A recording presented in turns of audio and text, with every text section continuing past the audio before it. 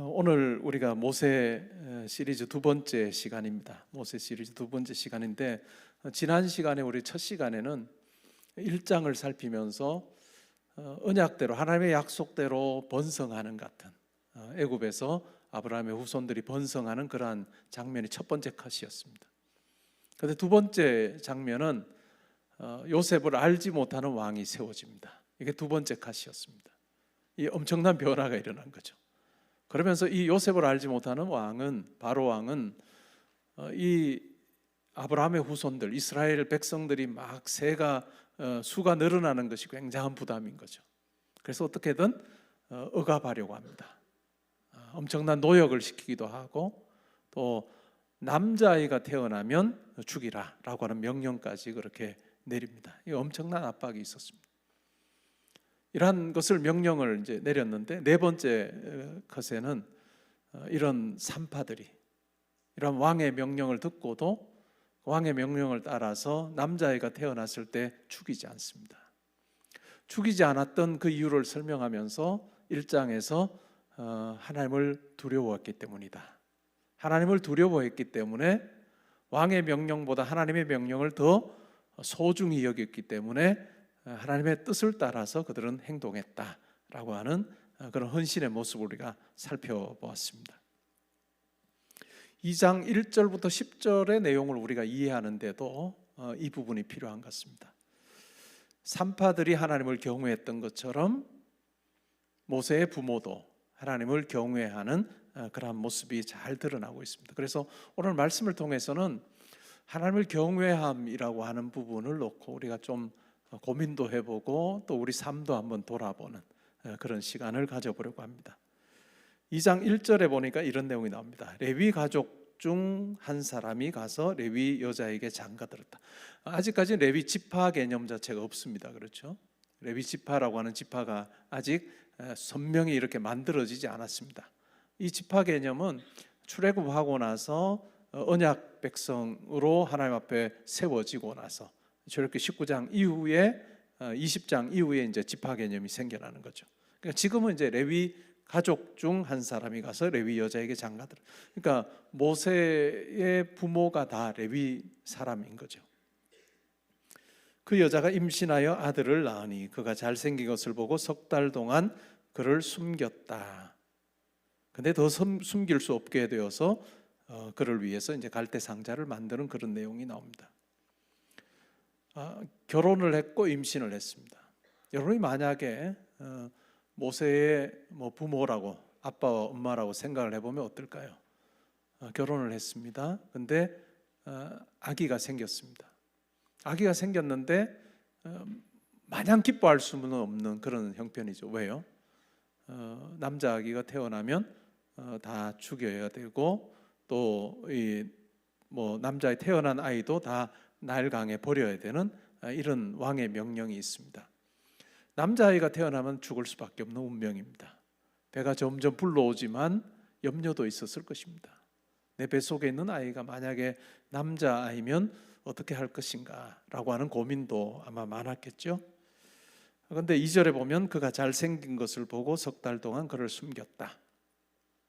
이 2절의 말씀은 모세의 어떤 외모가 출중했다 이런 의미는 아닌 것 같아요. 모세의 외모가 출중했다기보다는 이 하나님께서 주신 선물로 받아들였다라고 하는 의미로 이해하는 게 좋을 것 같습니다. 두 사람이 결혼을 해서 임신을 하고 남자아이가 태어나게 하셨는데 그 남자아이를 대하는 부모의 마음이 바로 하나님께서 우리에게 주신 우리 가정에 또 우리에게 주신 선물이구나. 하나님께서 내게 주신 내 인생 가운데 허락해 주신 매우 큰 선물이구나 라고 하는 마음으로 받았던 것 같습니다. 석 달 동안 숨겼어요. 울음소리도 크지 않고 하기 때문에 나일강에 그냥 버리지 아니하고 키웠습니다. 그런데 더 숨길 수 없는 상황이 됐습니다. 3개월 정도 지나면서 아이의 울음소리가 더 커져서 더 이상 이제는 집에서 키울 수 없는 그런 형편에 놓이게 됐습니다. 그래서 어떤 일을 합니까? 그를 위하여서 갈대 상자를 가져다가 역청과 나무진을 칠하고 아기를 거기 담아 나일강과 갈대 사이에 둡니다. 여러분, 이 모든 과정을 하는 엄마 아빠의 마음이 어땠을까요? 쉽지는 않았을 것입니다. 왕의 명령 때문에 이렇게 떠나보내야 되는, 강가에 그냥 떠나보내야 되는 그런 어떤 상황입니다. 정성스럽게 갈대상자를 만들었을 것입니다. 그리고 아기를 거기 담아두고 나일강과 갈대 사이에 두었습니다. 이런 어떤 두는 그 모든 과정 속에 엄마 아빠의 마음이 어땠을까? 하나님을 전적으로 신뢰하는 그 마음이 있었을 것입니다. 어쩔 수 없는 상황이어서 이렇게 갈대 상자를 만들었고 그 안에 이 아기를, 석 달 된 아기를 이제 두고 강에 있는 이 갈대 사이에 두었습니다. 그러면서 그들이 기도했던 건 뭘까요? 하나님께서 이 아기의 삶을 붙들어 주십시오. 하나님께서 이 아기의 삶을 보존해 주십시오. 생명을 보존해 주십시오라고 하는 그 마음이 있었을 것입니다. 그리고 4절에 보면 그의 누이가 나옵니다. 모세의 누나죠. 모세의 누이가 어떻게 되는지를 알려고 멀리 서 있습니다. 멀리 서서 이 갈대 상자 안에 있는 이 아기가 어떻게 될까 하는 그 마음은 조바심을 가지고 아마 보았을 것입니다. 근데 5절에 보니까 바로의 딸이 나옵니다. 목욕하러 나일강으로 내려왔습니다. 이 당시만 해도 이 강이 범람을 하는 게 빈번하게 있었습니다. 범람하고 그래서 범람함으로 인해서 그 강가가 비옥한 어떤 토지가 만들어지고 또 그래서 거기에 농사를 짓는 그러한 일들이 꽤 많았죠. 그러니까 집은 어떻게 될까요? 당연히 궁전이나 주거지는 이 강보다는 높은 곳에 위치하고 있습니다. 그래서 나일강으로 내려왔다라고 하는 표현을 씁니다. 그런데 시녀들이 나일강가를 거닙니다. 그런데 마침 갈대 사이에 상자를 보고 시녀에게 가져오라고 이야기를 합니다. 열어보았습니다. 아기가 있는 겁니다. 그런데 아기가 울고 있는 거죠. 근데 이 바로의 그 딸의 마음에 그를 불쌍히 여기는 마음을 허락해 주십니다. 바로의 딸의 마음에 불쌍히 여기는 마음을 주십니다. 그러면서 이렇게 말하죠. 히브리 사람의 아기다라고 이야기를 하면서 그렇게 그 정도 내용이 나오죠. 그때 바로 이 모세의 누이가 바로의 딸에게 가서 이렇게 말합니다. 내가 가서 당신을 위하여 히브리 여인 중에서 유모를 불러다가 이 아기에게 젖을 먹이게 하리까 라고 그렇게 이야기를 합니다. 그러자 바로의 딸이 이 모세의 누나에게 가라 라고 그렇게 하자 진짜 이 아기의 어머니, 모세의 엄마를 데리고 옵니다. 그러자 바로의 딸이 이렇게 말하죠. 이 아기를 데려다가 나를 위하여 젖을 먹이라. 내가 그 삭슬 주리라. 그래서 바로의 딸이 이 아기, 물에서 건진 이 아기를 유모로 히브리 사람을 삼아서 이 아기를 기르게 합니다. 10절에 보면 그 아기가 자라매 바로의 딸에게로 데려가니 그가 그의 아들이 됐다라고 이야기를 하고 그 이름이 모세다라고 이야기됩니다. 이 모세의 의미가 뭘까요? 내가 그를 물에서 건져내었다라고 하는 말에 이 모세라고 하는 이름을 붙여줍니다. 근데 이 장을 우리가 살피면서 굉장히 특이한 것이 현상이 하나 있습니다. 그게 뭘까요? 10절에 이 아기의 이름은 마침내 모세다라고 하는 것이 나오는데 이 장에 많은 인물들이 등장합니다. 등장인물들이 많은데 한 사람의 이름도 소개를 하지 않습니다. 모세의 아버지의 이름이 아므람입니다. 출애굽기 6장 20절에 가면 나와요. 그 다음에 어머니의 이름이 뭘까요? 요게벳입니다. 그리고 이 모세의 누나의 이름은 뭘까요? 여러분들이 잘 아는 미리암입니다. 물론 형의 이름은 등장하지 않으니까. 우리가 출애굽기를 통해서 그리고 이스라엘의 역사를 통해서 모세의 어떤 가족의 이름을 우리는 알고 있습니다. 그런데 이 장에서는 그 사람들의 이름을 전혀 이야기하지 않습니다. 레위 가족 중 한 사람이 가서 여기에 아므람이 가서 레위 여자에게 요게벳에게 장가들어 그렇게 이야기를 하고 4절에도 그의 누이 미리암이 어떻게 되는지를 알려고 이렇게 사람 이름을 분명히 소개할 수도 있는 그런 상황입니다. 근데 아무런 소개가 없습니다. 사람의 이름은 소개하지 않고 어떻게 이 일이 진행되고 있는지만을 쭉 이야기합니다. 왜 이런 식으로 출애굽기 2장의 1절부터 10절까지 내용이 이렇게 묘사되고 있을까요? 저는 이 묘사 속에서 사람의 이름을 드러내지 않는 것 속에서 진짜 이 일을 행하시는 분이 누구냐라고 하는 것을 알려주고 싶어 하는 것 같아요. 진짜 모세가 아기가 죽을 수밖에 없는 상황에서 기적적으로 바로의 딸을 만나게 되고, 그 바로의 딸이 유모를 정하게 되고, 그 유모를 통해서 이 모세가 이제 양육받는, 그래서 마침내 어느 정도 나이가 되고 나서는 이 바로의 딸의 아들이 되는 이런 과정들을 쭉 열거를 하면서, 이 일이 바로 하나님께서 하신 일이다. 어떤 사람에 의해서 이 일이 된 것이 아니라 하나님께서 하신 일이다라고 하는 것을 아주 분명하게 이야기를 해주고 싶어서 이러한 식으로 사람의 이름들을 이야기하지 않는 것 같습니다.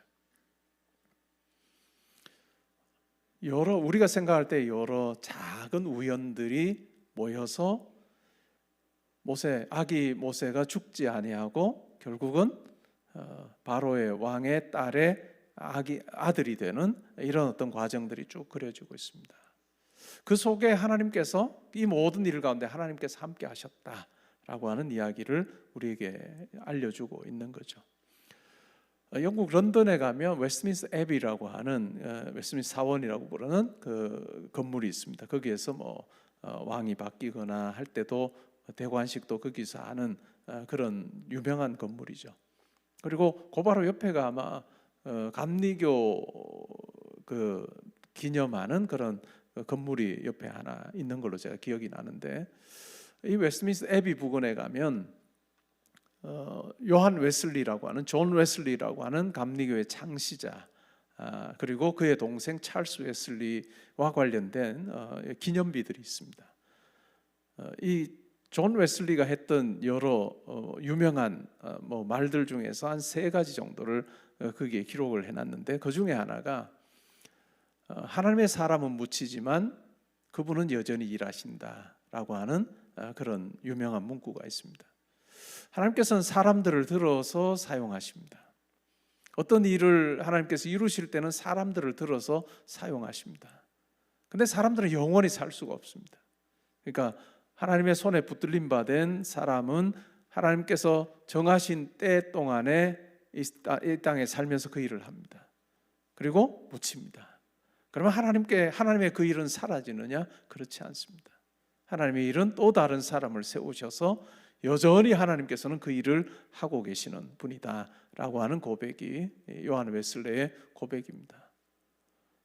많은 사람들을 주께로 인도했던 그 설교자였고 목회자였고 신학자였던 요한 웨슬레가 자기의 삶을 통해서 남긴 말들 중에서 매우 중요한 말이 바로 이 말이라 할 수 있습니다. 어찌 보면 오늘 출애굽기 2장 1절부터 10절의 내용 또한 우리가 그 같은 측면에서 이해를 해볼 수 있습니다. 우리가 이와 같은 것을 하나님의 섭리라고 그렇게 이야기합니다. 하나님의 섭리, 하나님께서 일 가운데 개입하셔서 하나님께서 의도하셨던 대로 그 모든 일들이 이루어지게 하시는 그 하나님의 손길이 있다라고 하는 이야기를 합니다. 우리의 신앙생활도 더듬어 보면 마찬가지일 것입니다. 우리의 삶을 더듬어 보면 하나님의 섭리가 내 삶 가운데 있었구나, 하나님께서 내 삶 가운데 개입하셔서 여기까지 오게 하셨구나 라고 하는 생각을 우리가 할 때가 많습니다. 저는 기도의 자리 있거나 말씀 묵상을 하는 자리 있을 때마다 저는 항상 제 삶을 돌아보는 시간을 많이 가집니다.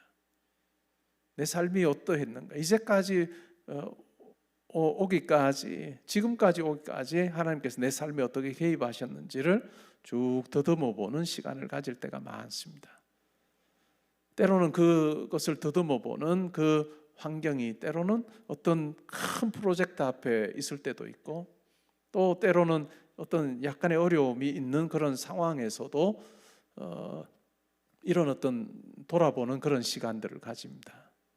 그런데 우리가 어떤 형편에 있든지 간에 내 삶 가운데 함께 하셨던 하나님을 쭉 더듬어 볼 때, 말씀에 비추어서 쭉 더듬어 볼 때 결국은 하나님께서 나를 붙들어 주셨구나라고 하는 확신을 가지게 됩니다.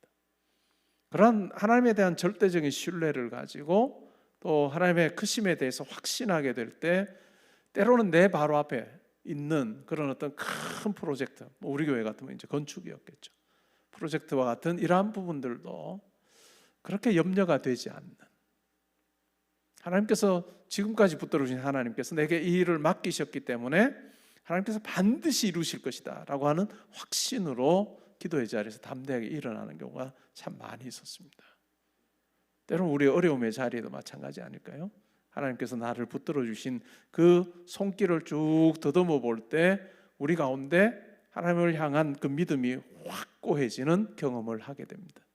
그럴 때 우리가 염려하고 위축되고 불안해하고 힘들어하는 그런 어떤 자세가 아니라 하나님의 크심을 우리가 경험했기 때문에 담대하게 이 어려움 가운데 함께 하시리라 라고 하는 확신을 가지고 하나님을 의지하고 붙들 수 있는 그와 같은 것이 우리 가운데 일어나는 변화라 할 수 있을 것입니다. 하나님의 크심을 경험하는 만큼 우리는 담대해집니다. 우리의 신앙생활은 결코 내가 무엇을 가지느냐의 문제는 아닌 것 같아요. 예를 들면 영적인 부분도 마찬가지입니다. 우리가 신앙생활 쭉 하는 과정에서 하나님께서 필요하시면 우리에게 은사를 허락해 주십니다. 하나님께서 은사를 주시면 그 은사를 내가 가지고 있다라고 하는 것이 중요한 게 아니에요. 그 은사를 통해서 우리가 경험하게 되는 것은 하나님의 크심을 더 맛보는 도구가 되는 것입니다. 하나님께서 정말 존재하시고 하나님께서 정말 크신 분이시구나 라고 하는 확신을 가지게 만들어주는 게 바로 은사거나 우리 가운데 일어나는 여러 일들이에요. 그래서 우리 삶을 더듬어 보면서 축적된 그와 같은 경험, 축적된 하나님에 대한 어떤 지식, 축적된 하나님의 어떤 손길들을 우리가 가지게 될 때, 그것이 우리가 현재를 살고 미래를 또 향해서 나아갈 수 있는 아주 큰 밑거름이 된다라고 하는 것을 우리가 기억할 필요가 있습니다. 신앙생활은 결코 내가 뭔가를 갖춰서 내가 가진 힘으로 하는 것이 아니라 신앙생활은 하나님의 크심을 알아가는 과정입니다.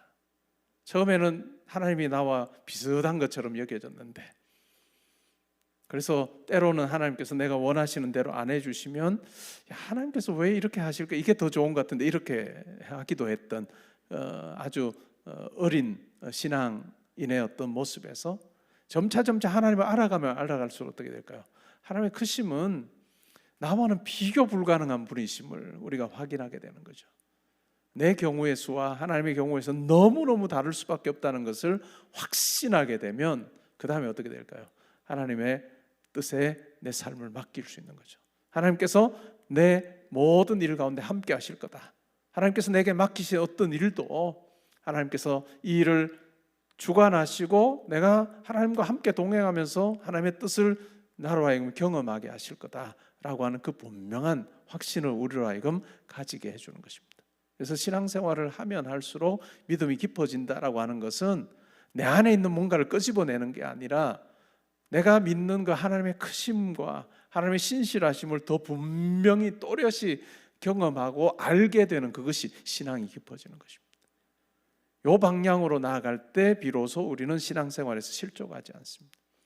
신앙생활에서 깊어지고 뭐 하는 부분을 자꾸 자기에게로 맞추면 어떻게 될까요? 반드시 넘어집니다. 반드시 넘어질 수밖에 없습니다. 이것은 성경이 말하는 원리도 아닌 거예요. 실족하는 많은 사람들을 보면 항상 신앙에서 내가 신앙의 연수가 길어지면서 가진 체험이나 이러한 것으로 인해서 내가 큰 자가 돼버리면 넘어집니다. 내가 큰 자로 여겨지는 순간 넘어지는 거예요. 근데 우리가 신앙의 바른 길을 걸어가면 내가 큰 자가 아니라 하나님이 크신 분이 되면 항상 나는 작은 자가 되는 거예요. 하나님 앞에 내가 납작 엎드리지 않으면 내가 살 수 없는 존재임을 내가 경험하는 것, 그분과 내가 비교 불가능하다는 것을 알게 될 때 우리는 더 납작 엎드리고 겸손한 모습으로 하나님 앞에 살 수밖에 없는 것이 바로 우리의 신앙의 길이다라고 하는 것을 우리가 기억할 필요가 있습니다. 하나님의 크심과 하나님의 섭리를 우리가 확신하며 나아갈 때 어떨까요? 하나님 앞에서 우리의 삶 전체가 조심스러워집니다. 그래서 내가 이 말 해도 되나 안 해도 이런 차원 하나님의 벌벌 떠는 문제가 아니라 하나님께서 나의 모든 것을 알고 들으신다는 것을 우리가 알게 될 때, 고백하게 될 때 우리의 말이 달라지는 거예요.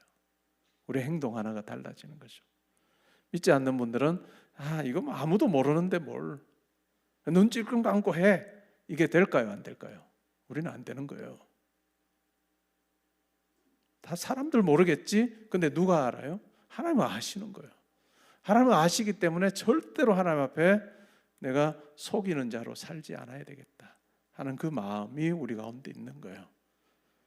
그래서 우리가 신앙생활을 하면서 하나님의 크심과 하나님의 신실하심을 알면 알수록 우리의 삶이 정돈이 되는 것, 하나님께서 기뻐하시는 모습대로 정돈이 되고 하나님께서 좋아하시는 쪽으로 점점 더 우리 가운데 변화되고, 그러면서 하나님을 향한 절대적인 신뢰가 우리 가운데 일어나는 것, 그것이 바로 우리의 삶이라 할 수 있습니다. 결국 하나님의 크심과 하나님의 섭리라고 하는 것 앞에서 나를 비추어 보는 것이 가장 중요해요. 과연 나는 무슨 말하며 살고 있냐? 어떻게 행동하며 살고 있느냐? 하나님께서 사람을 들어 사용하실 때는 절대로 속이는 자는 들어 사용하시지 않습니다. 속이는 자는 들어 사용하시지 않습니다. 잠시 들어 사용하실지 몰라도 그 결말은 너무나도 뻔하다는 것을 우리는 알고 있습니다. 우리 성도의 삶이 그러하다는 것입니다.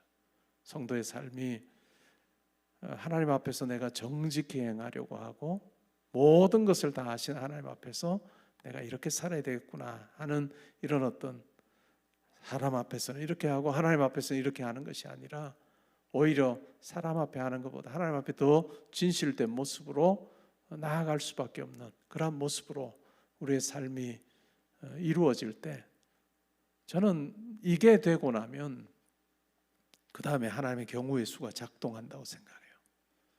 하나님께서 기뻐하시면 그 사람을 들어 사용하십니다.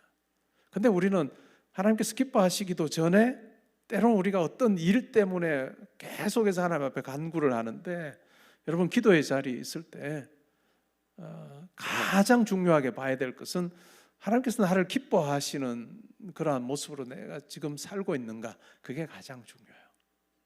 내 말과 내 행동이 하나님 앞에서 어떠한가, 이 부분 딱 정리가 되고 나면 그 다음에 하나님께서 즐거워하시면 여러분 들어서 마구 하나님께서 기뻐하시는 대로 사용하시리라 믿습니다.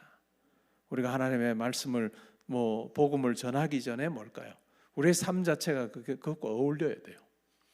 복음을 막 전하려고 하지 마시고 내가 그 복음을 전하는 그 모습이 합당한 대로 내가 그렇게 살고 있는지, 이 부분부터 우리가 채우고 나면 하나님께서 들어 사용하실 겁니다. 그 다음에 여러분께서 전하는 그 복음의 메시지 한마디가, 한 말씀이 힘있게 하시는 것 같은 놀라운 역사가 일어날 것입니다.